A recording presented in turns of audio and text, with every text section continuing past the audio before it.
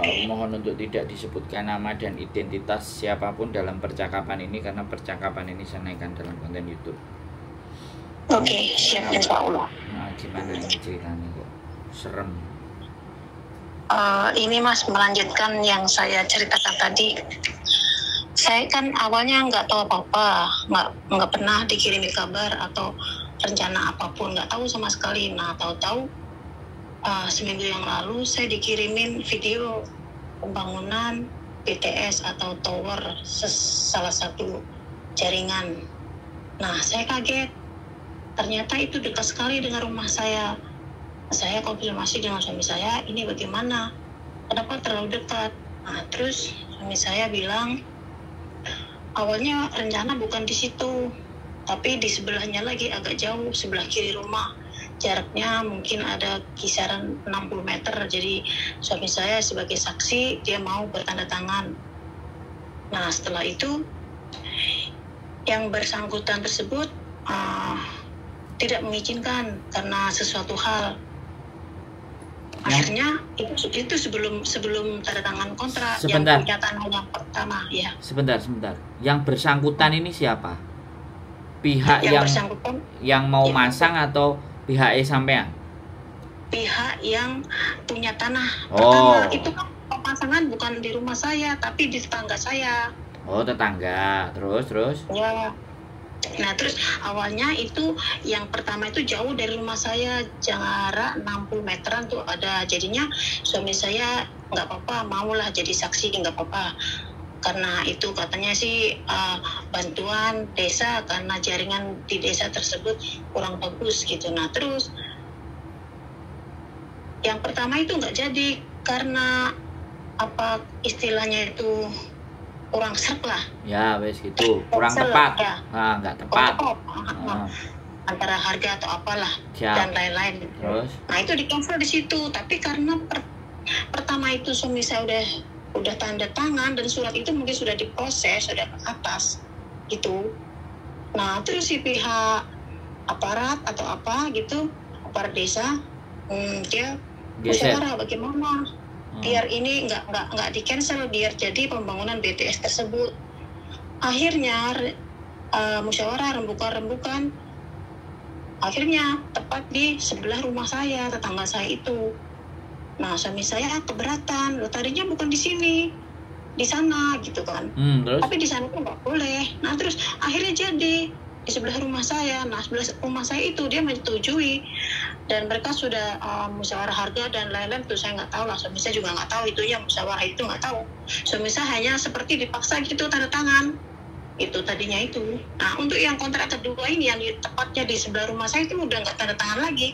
Jadi ambil dari surat yang pertama tadi itu yang agak jauh dari rumah saya itu. Gitu. Jadi saya tuh dibilang nggak terima gitu, kayaknya saya ini harus gimana ya, saya harus pergi kemana, sedangkan suami saya itu nggak ada yang dukung kalau dia nggak setuju. Akhirnya saya ini marah, terusnya saya bilang itu kembalikan tuh uang saksi itu, ada uang saksi sejumlah sekian itu dikasih ke suami saya, udah dikembalikan. Saya ini pengen dapat wawasan dari Mas Sandro, kira-kira gimana saya biar saya ada bayangan saya harus lanjut atau saya harus terima, karena ini jaraknya terlalu dekat, antara 5 dengan 7 meter itu mungkin nggak sampai 10 meter gitu. Nah, saya lihat-lihat di informasi itu kan radiasinya itu yang berat dan itu kontrak 20 tahun kan terlalu panjang. Kalaupun saya harus pindah atau jual rumah saya, udah kondisi seperti itu udah dibangun, kayaknya udah mau kelar, kayaknya udah sulit lah. Kalau saya harus pindah, jual lokasi rumah saya itu, gimana itu? Untuk harga ya mungkin udah jatuh. Ini harus gimana ya Mas supaya saya ada bayangan harus kemampuan saya atau gimana gitu ya baiknya. Udah gitu aja. Oke. Sekarang giliran saya ngomong ya. Kalau saya yang ngomong, saya jangan dipotong dulu ya sampai saya ngasih kesempatan atau interupsi ya gitu biar enak. Jadi gini Mbak, hal semacam ini nih hal yang sudah lumrah dan sering terjadi persengketaan untuk pembuatan tower ya, atau apa ya, saya kemarin juga pas pulang ke Indonesia ada 3 bulan itu ikut pengacara yang notabene-nya teman saya sendiri untuk mengurusi di kantor desa tentang penempatan yang tidak ada kesepakatan, yang belum sepakat ya. Pengacara, LSM semuanya maju. Jadi gini, kalau itu sudah ditandatangani, apalagi sudah dilaksanakan pembangunan, artinya semuanya sudah dapat uang. Kalau semuanya sudah dapat uang dan sudah tanda tangan di situ, kalau ataupun kita tidak terima, kita ngajukan pengacara, uang kita itu akan keluarnya lebih ngeri. Nah ini pertimbangan saya ngomong ya. Tetapi kalau sekelompok yang di pinggir tower itu cari LSM, kemudian memviralkan ini atau memperkarakan dengan jumlah nggak cuma 1 aja sampai yang nggak terima, tapi ada 5, 6 sampai 10 yang di sekitar itu. Nah, kok itu suara apa Mbak? Aduh, kok keruh. Ya. Rumah saya di itu di atas jalan. Ya, ini udah. Jadi maksud saya kalau bisa 10 atau 15 orang yang itu nggak puas, nah itu masih bisa main. Tapi kalau cuman 1, nah ini gitu loh Mbak. Kalau cuman 1 remuk. Nah sekarang apakah itu mengambil tanahnya sampean gitu. Kalau itu pun juga tidak mengambil tanahnya sampean, di bagian itu ada batasnya dan itu tidak nyentuh di tempatnya sampean, bahaya tambah remuk kitanya. Bisa dipahami nggak maksud saya? Ya. Nah, 1 itu ya kan. Disengketakan itu bisa kalau banyak orang, ada yang ngomporin dan dianggap Pak Lurahnya tidak bijak, jadi nuntutnya ke Pak Lurah dulu. ART Pak Lurah. Nah nek Pak Lurah sudah dibungkem juga, dia disuruh ngeredam masyarakatnya lah. Nek ngeredame 1 loro kan oke. Ngeredam 10 kan yong kudune Pak Lurah harus menerjemahkan atau melindungi wargane dong, bener nggak? Ya, benar. Nah logikanya seperti itu. Itu yang harus sampean make sure. Kecewa, sakit hati, tidak puas, menurut saya itu pasti akan sampean alami karena sampean tidak ada di rumah dan suami sampean sudah mengiyakan dan bertanda tangan. Itu sebuah kesepakatan yang setidaknya buat senjata mereka. Karena pemain tower ini bukan orang biasa pastinya. Sudah terbiasa dengan konflik-konflik seperti itu. Bahkan mereka bisa punya preman dan bisa juga backupnya pengacara. Jadi mereka double karena bisnisnya. Makanya bukan berarti kita nggak mau melawan, tapi kalau kita melawan ukurannya benar-benar waktunya akan panjang, melelahkan, makan biaya. Nah makan biaya dan sampai nggak konsen jadinya. Hidupnya hanya perselisihan itu. Nah itu untuk alternatif kalau sampean mau perang, artinya gak terima dengan kondisi yang ada di situ. Posisinya suami sampean kan sudah tanda tangan. Iya. Nah, nek suami sampean duwe bolo 15 atau 10 yang mau moroti tukang masangnya yo gak popo. Jadi biar mereka itu bungkem itu kan supaya damai. Damai itu pasti apa sih? Duit. Ya duit. Nah, pasti ngasih duit. Ya kita juga nggak ngerti apakah benar suami sampean hanya cuma menerima 300 atau siapa tahu suami sampean juga menerima 1,5, 2 juta apa 3 juta kan saya nggak tahu. Nah, makanya kan saya bilang kita sama-sama nggak tahu karena yang di rumah kan beliau. Ya. Nah kita bukan suuzon, tapi sekali lagi mereka masang seperti itu mesti ada uang bungkam. Nah, bisa dilogika nggak penjelasan dari saya? Bukan berarti saya menyuruh kita diam saja atau nggak nyerang, bukan. Tapi kalau memang benar-benar mau nyerang itu harus jumlahnya banyak, pasukannya dan uangnya yang disiapkan juga lumayan kan kayak gitu. Ya, nanti kita bisa panggil pengacara, panggil LSM, dan orang-orang yang ada di sekitar situ yang menolak. Biasanya orang-orang yang menolak ini yang nggak dapat duit, yang nggak dapat bagian di sekitarnya tower. Tapi kalau dia sudah kecipratan, dia malah sih ngomong ke kita, wis tala, nggak apa, lah itu indikasi dianya udah dapet, kan gitu dong, denger ini. Iya. Nah, ya tinggal sampean berunding sama suami. Tonggo-tonggomu piye? Tonggo-tonggo sekitar yo nrimo apa budal ora? Nek sepakat ya wis, nek gak sepakat ayo digas. Tapi minimalnya 15, 10, 4 di sekitar situ. Dia biasanya kalau tower itu radius 10 meter bisa 20 meter, orang yang di sekitarnya itu wis diketik, Mbak. Ya. Nah, sudah di pembukaan dulu. Uang diam lah intinya. Oh diam, uang hutang. Nah, iya seperti itu. Nah, terus kalian sampean mau jual, menurut saya nggak ada masalah. Nggak khawatir dengan harga jatuh gara-gara radiasi dan semuanya. Enggak. Tower internet ya. Kalau tower internet itu nggak apa-apa. Tapi kalau tower sutet itu listrik baru. Tower sutet itu listrik. Nah, kemungkinan yang kalau tower internet itu kalau pas lampu mati, listrik mati, dia pasti nyalain genset di bawah. Nah, itu berisik. Ya, polusi suara intinya di situ. Kalau lampu lagi mati, karena kan tower itu harus tetap jalan supaya mereka dapat duit. Jaringannya tetap lancar. Nah, itu gambaran yang dari saya.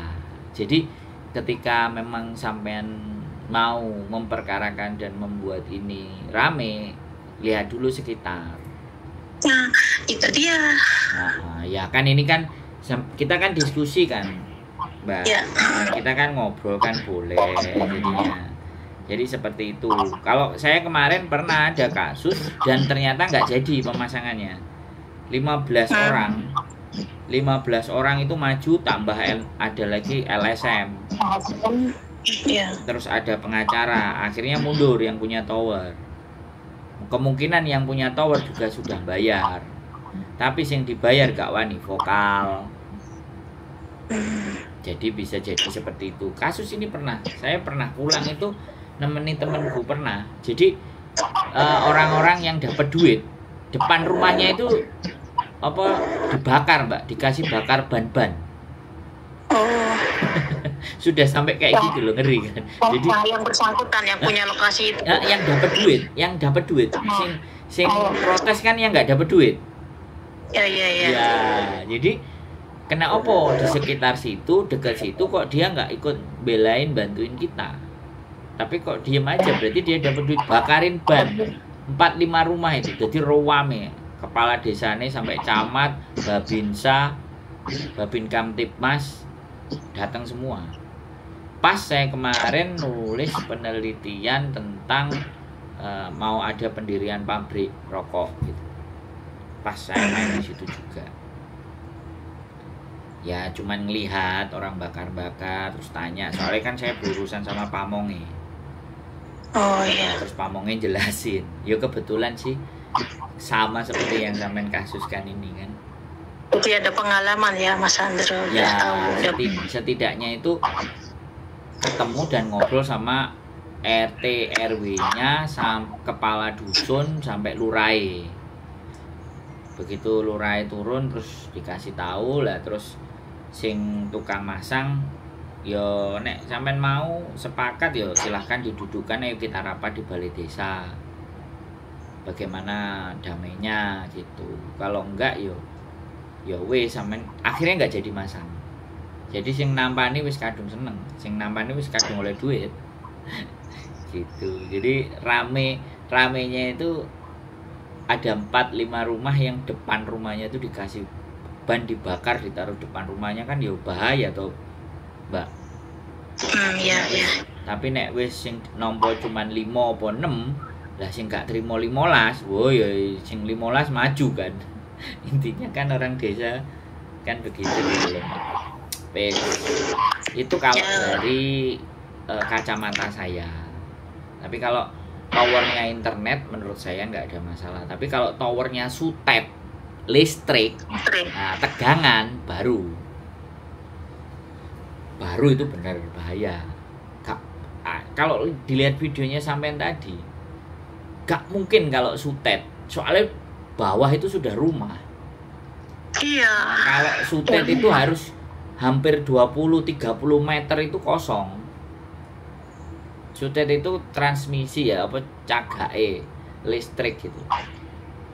Menara sutet ya, tapi itu kan menara tower internet. Internet jaringan. Nah, jaringan. Itu berarti tadi sampean kok ngisore ya kenceng internet ya. Nek bayari cocok ya. Itu aja sih, sinyalnya kenceng kuat. Paling itu aja. Wes sampean bisa dari apa yang kita diskusikan sudah bisa mengambil kesimpulan atau pandangan atau sudah ada bayangannya tuh kayak gini, Mas Andra. Giliran saya pengen ngomong masalahnya itu yang dampak dirugikan itu hanya keluarga saya, sebabnya pas di sebelah kanan rumah saya. Nah, sedangkan yang di sebelah kiri itu termasuk aparat desa. Dia bekerja di kantor desa lah sebagai ajudan atau apanya gitulah, sekretaris, bukan sekretaris, bukan setinggi itu. Nah, dia itu yang bersemangat biar ada didirikan tower di situ, karena rumah di sekitar saya tuh memanjang gitu loh, Mas Andro. Di belakangnya itu gunung, di depan sawah. Nah, jadi cuma di pinggir jalanan itu. Jadi yang langsung kena itu, yang langsung nyata-nyata sakitnya tuh di rumah saya itu. Itu pas sebelahnya banget, dekat sekali, sedangkan tinggi tower 50 meter. Sebetulnya kalau saya dikasih tahu sebelumnya nggak begitu sakit saya. Udah ancang-ancang, udah bagaimana lah. Ini tiba-tiba dikirim video kayak gitu. Sesek napas saya langsung. Emosi saya. Kan suami sampean yang ada di rumah yang harus menginfokan. Ya kan. Nenek sampean sama suaminya nggak menginfokan ya. Bisa jadi pas wayahe rapat-rapat ada dum-duman suaminya sampean juga dapat, tapi ngomongnya ke sampean cuma 300. Itu loh, Mbak. Jadi sampean itu sama suaminya klop dulu. Sebenarnya apa yang terjadi? Kenapa kamu nggak jauh-jauh hari ngomong? Kok sampai di sini gitu kan ibaratnya. Nah, ini loh. Teman-teman kalau yang ada di Hong Kong terus urusan keluarga di Indonesia ini kadang-kadang mereka nggak ngasih tahu. Saya sangat sadar perasaan sampean. Tapi kalau sampean tetap pingin nanya, coba telepon ke sebelah pamonge ceritane iki piye. Soalnya otomatis nek sampean langsung bertanya kepada sebelah, dianggap lah bojomu perang ngandani awakmu, kan pasti omongnya kayak gitu. Suamimu nggak ngasih tahu ke kamu. Ya sampean bisa cross check. Lah iku lo kemarin sudah dum-duman sakmene lah, berarti persoalannya ada di mana? Sampean jadi ngerti kan? Kalau sampean kalau nelpon sama pamongnya. Iya, tapi suami saya udah ketemu sama itu aparat desa yang pas rumahnya di sebelah saya itu. Udah langsung di situ disaksikan anak saya, uangnya itu dikembalikan sejumlah 300 dan dia menerima dan mengiyakan nanti mau disampaikan kepada kepala desa, katanya begitu. Tapi kalau kitanya nggak jalan, nggak naik, ya udah disampaikan aja. Ya kan makanya nggak cuma satu orang. Harusnya iya. Iya, sampean kan pikirkan. Kalau cuma satu orang ya nggak begitu bermasalah walaupun sebenarnya. Tapi sampean nyari dukungan dari tetangga kiri kanan minimal. Ayo kita cari uang, nah gitu boleh. Dukungannya. Ya sampean yang jadi supporter, bosnya supporter, artinya ya sampean posisi juga di Hong Kong. Nah, anaknya sama suami yang di Indonesia bagaimana? Maju apa mundur? Apa piye? Kan kayak gitu tuh kondisinya. Saya udah info ke anak saya. Anak saya kan pernah kerja di Pemda gitu, Mas Andro, pas dia magang gitu. Terus dia ngasih tahu ke saya. Nah, kalau kita ujuk-ujuk komplain yang kayak gitu, itu tuh tower udah bisnis, orang-orang gede, dia udah punya ini. Kalau kita datang onyok-onyok, dibilangnya kita ini orang bodoh, katanya gitu. Anak saya tuh pernah terjadi kayak gitu. Nah, permainannya itu mereka lebih pintar, kata anak saya begitu. Jadi anak saya bilang, udah mak, ngalah aja.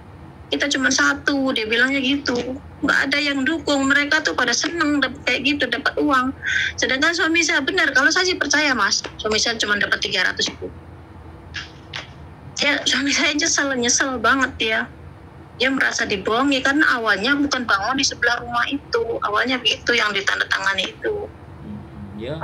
Ya intinya kalau memang mau ngegas ya itu tadi caranya, kan sudah jelas saya sampaikan. Jadi biar kita itu tidak debat eyel-eyelan. Kalau memang maju ngegas ya itu tadi yang saya sampaikan. Orangnya banyak, panggil LSM, ada pengacara, ya, komplain, datang ke kantor lurah, bondong-bondong. Kalau cuman datang sendiri ya kitanya yang akan diredam sama lurahnya. Iya, kata anak saya gitu. Anak saya bilang gitu. Nanti kita bakal dikecam di desa itu, kata anak saya udah ngasih tahu. Karena kan, dukungan kita kurang kuat, udah kalah awalnya udah tanda tangan itu, kata anak saya begitu. Kena lagi kita malahan, suami sudah tanda tangan dan bisa jadi berkas tanda tangannya itu tidak dibaca dengan seksama. Apa isinya yang tertera di situ? Dan kita pegang kopinya enggak, kan kayak gitu. Kena lagi kita double. Makanya nggak ada, yang pasti nggak ada. Nah, kan itu ceritanya. Dibaca secara seksama, nggak difoto, nggak punya salinan, nggak. Kalau ada salinan dan ternyata sebelumnya 10 meter jauh di sana terus kena deket, kalau ada salinannya, nah bukti salinan itu buat perang, itu pun sendiri nggak ada masalah karena ada bukti salinan. Kalau nggak pegang bukti salinan, nah itu dia persoalannya, kitanya yang dilibas sama mereka. Iya paham. Nah, jadi sekali lagi ya Bu, sekali lagi Mbak, saya ngomong bukan nggak berani ya, bukan wes tenang aja, nggak, semua pilihan disampaikan, tapi kalau maju ya itu tadi konsekuensinya. Harus siap konsekuensinya ya. Ya itu yang jelas pasti. Hukum Indonesia semua bisa dibeli. Ya paham. Nah, beda sama Hongkong. Hongkong walaupun TKW, walaupun PMI, selama dia bisa punya bukti, menang dia sama majikan. Sudah banyak terbukti kalau di Hongkong. Tapi kalau di Indonesia saya kok ragu. Iya, makanya anak saya yang berpendidikan, dia malah pernah magang 2 tahun di Pemda itu. Kayak gitu bilangnya. Kan anak saya pernah dapat beasiswa itu loh mas, kuliah di Jogja itu. Nah terus setelah selesai kuliah dia harus apa istilahnya mengabdikan diri ke daerah asalnya. Jadi selama 2 tahun kerja di Pemda itu apa sih namanya? Ya OJT, on the job training, magang. Kira-kira saya nggak tahu pastinya, kira-kira begitu. Iya begitu, bahasanya yang gampang aja. Ya, jadi sudah jelas kan kira-kira pandangannya, ngobrol kita, diskusinya kan, sampai sudah bisa ngambil kesimpulan kan Bu? Ya sudah. Mana seperti itu. Nah, terima kasih ya Mas Andro. Ya pokoknya sehat selalu ya kan. Ada sesuatu jangan terlalu banter mikirnya. Ya sudah, didoain, disolawatin, diistighfari. Ya. Kalau terjadi bencana di situ, pasti mereka ada ganti rugi kok. Iya Mas, teman. Masa iya sih kita harus mikir ke situ, namanya bencana kan apa tuh iya, alam kan? Kita nggak ngerti kan? Cuman yang saya pikirkan itu yang radiasi yang nampak secara langsung gitu loh. Kan saya tadi bilang Bu, kalau towernya internet, sekali lagi saya jelasin sama sampean ya, saya jelasin sekali lagi ya, kalau internet itu hanya berisiknya itu dieselnya untuk listrik. Kalau itu kalau itu internet ya. Tower internet. Tapi kalau itu sutet, jadi pembagian arus listrik baru. Mengkhawatirkan sangat ya. Ya, makanya kalau sampean masih belum jelas, tak ulangi lagi gitu loh. Sudah jelas. Nah, jadi makanya jangan maksud saya itu kekhawatirannya itu ya boleh. Berlebihan. Jadi sampean kalau dari apa yang saya katakan ternyata tidak membuat sampean untuk lebih percaya, sampean googling dampak ya kan, dampak tower internet terhadap apa dampak negatif tower internet di sekitar rumah, di area sekitar. Nah, itu nanti sampean baca hasilnya apa. Terus dampak tower sutet atau pembagian arus listrik, misalnya percabangan atau kayak gitu, itu apa. Nah, dari situ kan sampean nanti akan oh ya gitu loh, Mbak. Bisa dimengerti kan? Sudah bisa dipahami. Jadi seperti itu, nggak apa-apa. Wong namanya memang nggak diajak rembukan, kitanya juga nggak di rumah, tahu-tahu dikabari kayak gitu, ya cepat-cepat itu wajar menurut saya. Kaget itu wajar. Terus kok bisa, kok begini, kok begitu, rasa kecewa itu ya saya memakluminya gitu. Iya sudah, terima kasih Mas Antro atas penjelasannya. Sehat selalu ya, jangan terlalu berat pikirnya ya.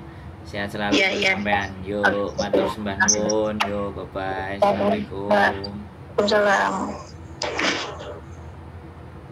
Oke, terima kasih teman-teman. Ya, namanya bertanya, segala hal yang bisa kita jawab, kita jawab. Oke. Terus semangat, keep stay tune my YouTube channel and see you next video. Bye-bye.